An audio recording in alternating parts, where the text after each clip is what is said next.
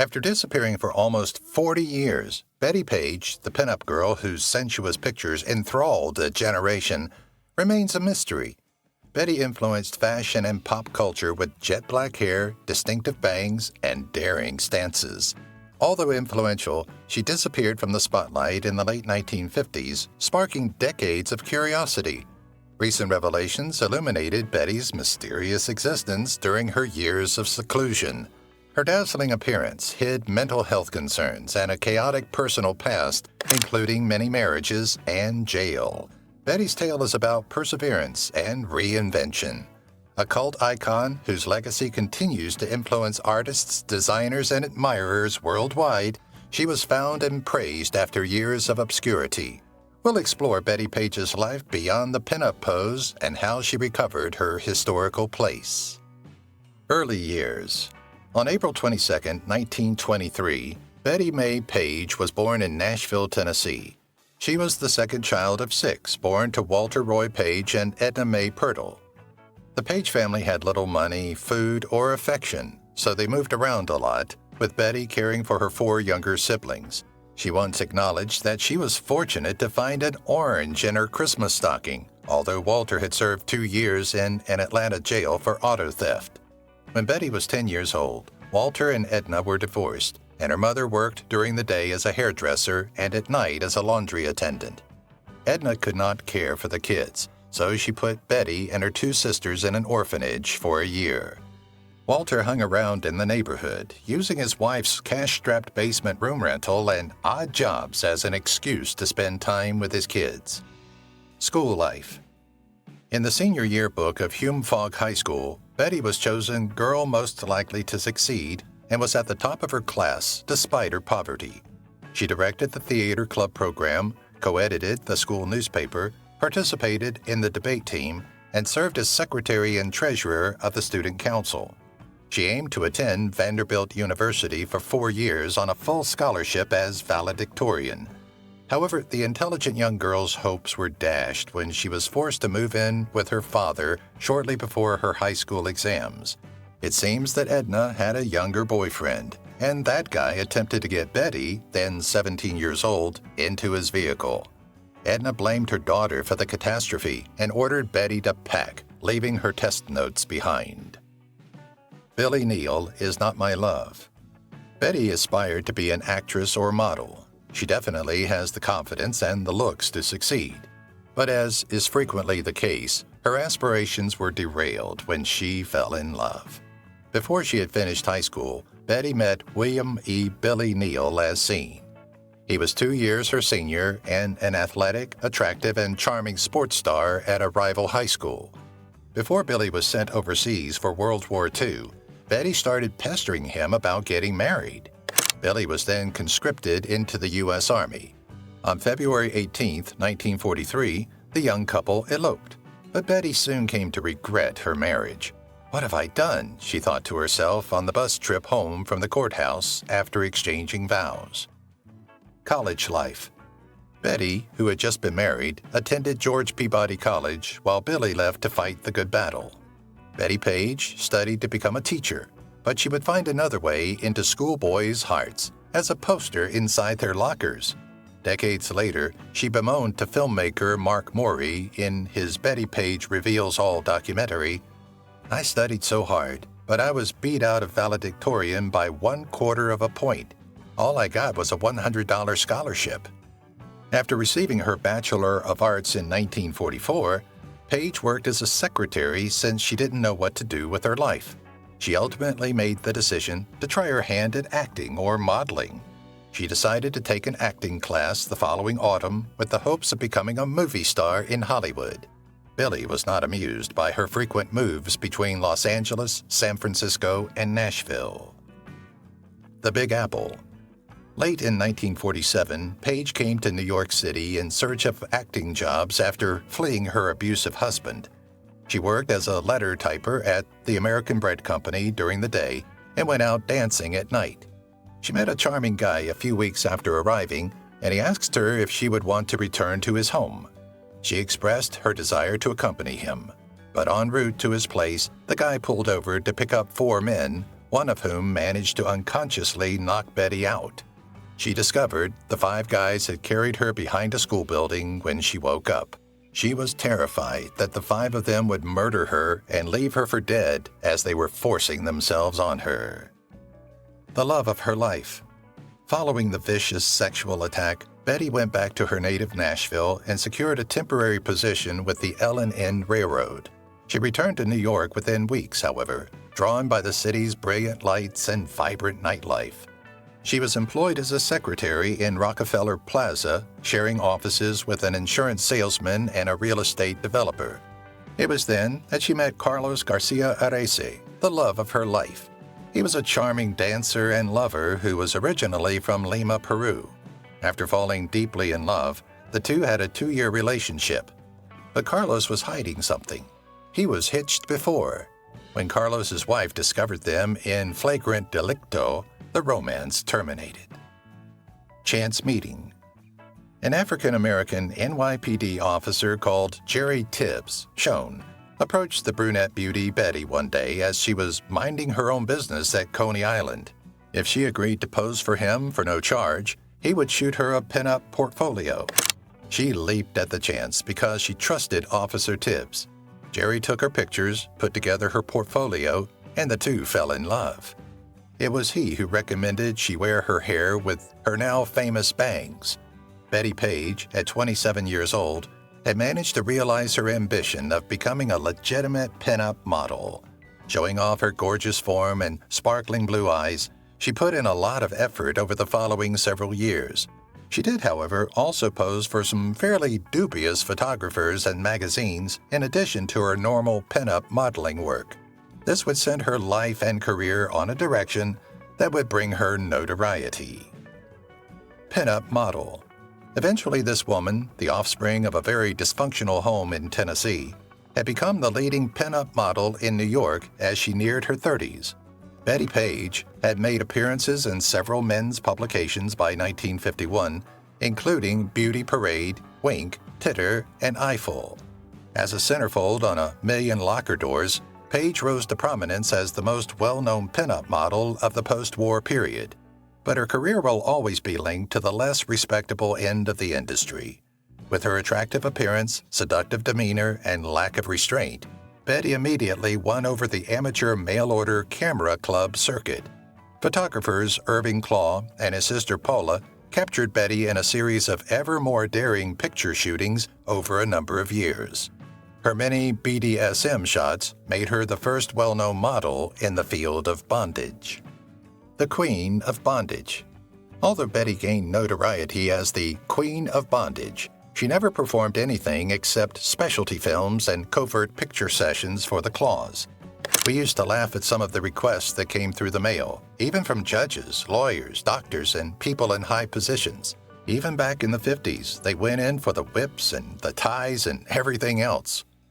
Speaking of powerful men, Bettie was once involved with both American automobile designer Richard Arbib, pictured, and future advisor to Richard Nixon, Brigadier General Charles West, who took a set of infamous photos of her. Arbib remained married even after their separation, therefore the people avoided them as sinners. Since God had made Adam and Eve nude, Bettie had always been a believer and reminded others who were doubtful. Acting career. Bettie dated Sammy Davis Jr. in 1953 and attended the Herbert Berghoff Studio for acting training, which helped her get several theater and television roles. She made appearances on The Jackie Gleason Show, The United States Steel Hour, Time as a Thief, and Sunday Costs 5 Pesos, 2 off-Broadway productions. She wasn't precisely an actor, even if she was acting. Men were paying her to gaze at her physique. Next, Bettie starred in 2 burlesque films directed by Irving Klaw, Teaserama and Varieties, and performed and danced in the full-length burlesque review film Striporama. Even though these movies were obviously explicit, Bettie never gave a naked performance or participated in any sexual behavior. She clarified that even if she was producing suggestive imagery, she wasn't producing porn. Bunny Yeager. She was 12 years older than Armand Walterson when they began dating in 1954. Afterwards, Bettie met fellow pinup model and photographer Linnea Eleanor Bunny Yeager while on one of her regular trips to Miami, Florida. She was another pinup model who started taking pictures to supplement her income from hiring skilled photographers. Bunny was one of the best glamour snappers in the world by 1995. After snapping hundreds of pictures of her trainee, Bunny swiftly went about turning Bettie Page into a celebrity by organizing Jungle Betty's well-known photo session in which she wore a leopard skin bikini and posed beside two cheetahs in a wildlife park in Palm Beach, Florida. Playboy centerfold. In an attempt to get Hugh Hefner to publish pictures of Page in his 2-year-old magazine, Playboy, Bunny Yeager sent him pictures of Bettie, and he did include them. A well-known image of Bettie kneeling, adorning a Christmas tree, sporting just a Santa Claus cap, and winking flirtatiously at the camera appears in the January 1955 Playboy centerfold. For Bettie, Playboy was her big break. She even overtook Marilyn Monroe as the most well-known pinup model in the world after this. But it would all fall apart around her in just a few months. Senate Committee Hearing. 1955, Page was crowned Miss Pinup Girl of the World. Her curvaceous figure earned her the titles the Queen of Curves and the Dark Angel. However, everything changed abruptly when Estes Kefauver, the Democratic representative for Tennessee, showed up there. The moral panic peddler launched a witch hunt, accusing a young Boy Scout of hanging himself from a tree accidentally after he saw sexy pictures of Page's rope-based bondage modeling posted online by the Claws. To testify against her publisher before a Senate committee investigating adolescent misbehavior, Kefauver subpoenaed Page. Many of Bettie Page's photos and videos were destroyed during the 1955 hearing. She provided expert guidance to the FBI in 1957 about flagellation and bondage pictures in New York's Harlem. Retirement. Still, Bettie continued to model and was in great demand for several years. However, she abruptly and without cause retired in 1958. Bettie Page saw the light and hung up her whips, ropes, and leopard skin swimsuit, though the Kefauver hearings undoubtedly had some influence, in the true sense. During one of her many trips to Florida on New Year's Eve in 1958, Bettie attended the Key West Temple Baptist Church service. She began routinely visiting the church because she was attracted to the diverse community. She became a born-again evangelical Christian precisely a year later. When I gave my life to the Lord, I began to think He disapproved of all those nude pictures of me, she recounted 30 years later. Disappearance. For the following 40 years, Bettie Page was almost forgotten by the public. Fans conjectured that she was beaten by mafia thugs or that she perished in an automobile accident during her absence. Less spectacular rumors said she had joined a convent, turned into a nun, or was a hermit in a Florida mobile home. The closest to the real answer was a cross between the previous two less spectacular suggestions. By 1996, Penthouse, Playboy's competitor magazine, was offering readers a $1,000 prize for figuring out whether the former 1950s pinup girl was still alive or not. We may now disclose Bettie's activities during her 40-year hiatus from the public eye, and regrettably, the story is just as dismal as her dreadful upbringing. Missionary position. After retiring and giving her life to the Lord, Bettie Page studied theology at 3 Bible colleges in Los Angeles, Portland, Oregon, and Bibletown, Florida. 1958 saw her marry Armand Walterson. Her second spouse, on the other hand, was an alcoholic who was mainly into beer and hamburgers. October 1963 saw the final divorce of the couple. Born-again Bettie attempted to organize a Christian missionary in Africa in the early 1960s, but her attempt was denied since she was divorced. Rather, she was employed by Christian institutions. Page returned to Nashville in 1963 to complete her master's program in education at Peabody College. Reverend Billy Graham, a future televangelist, received counseling from her. She remarried her high school sweetheart. In 1964, Bettie wedded Billy Neal, her very jealous high school boyfriend, hoping her conservative religious group would embrace her. It went about as you might have imagined. After 4 weeks, she had the marriage dissolved since he attempted to strangle her to death within a month. She left college only 4 credits shy of a master's degree as a consequence. In 1966, Bettie returned to Florida and visited Miami's Palace Ballroom to hear Harry Lear. On Valentine's Day of 1966, they were wed. Harry, a World War II soldier who was divorced, had children, for which Bettie was grateful since she could not have children of her own. She made her peace with a life away from the limelight. At last, pinup girl Bettie Page accepted her first ordinary home life. Bettie and Harry were happy for a few years, but that wouldn't last. First, nervous breakdown. Page had a sharp fall in mental health in the early 1970s. Her more severe breakdowns eventually become more frequent. She became more fanatical about her religion as she descended into lunacy. Harry Lear claimed in 1972 that she stormed into a ministry retreat in Boca Raton, Florida, brandishing a .22 caliber revolver and yelling about the retributions of God. Her husband further claimed she had him and his 3 kids pray at knife point to a picture of Jesus. Bettie subsequently refuted this. However, she did acknowledge frightening her family by hurling dishes at her husband and his children. However, things were about to grow far worse. Hearing voices. Bettie then began to hear voices. She first heard the voices of angels of kindness. She then heard God's voice. Up until she claimed to have listened to the devil's voice, everything was okay. As she acknowledged in Mark Morey's documentary, these auditory hallucinations prevented her from eating or sleeping, and eventually her mind snapped.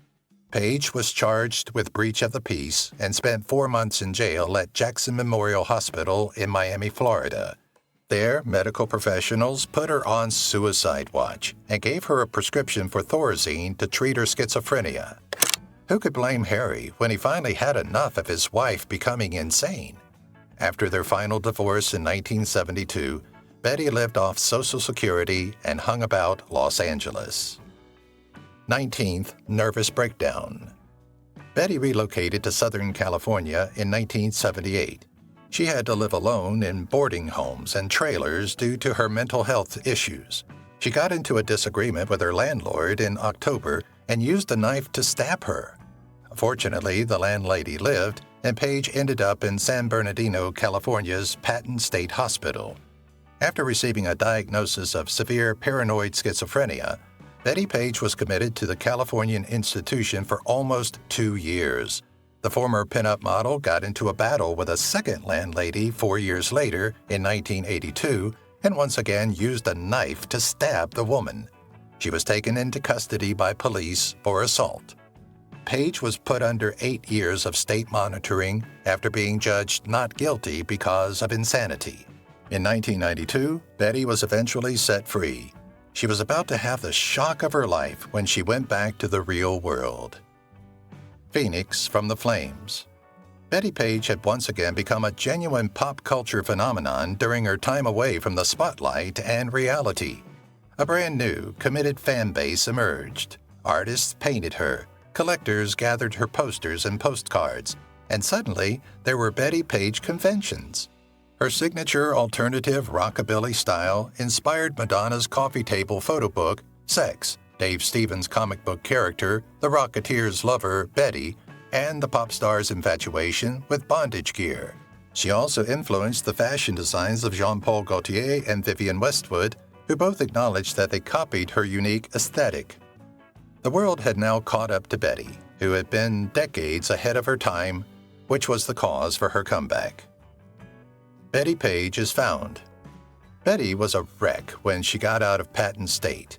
She was a destitute recluse living in a halfway home when Mark Morey discovered her in 1996. With financial assistance from Hugh Hefner and Morey, she could begin receiving the earnings that were rightfully hers. But the 69-year-old was too self-conscious to appreciate her second chance at life.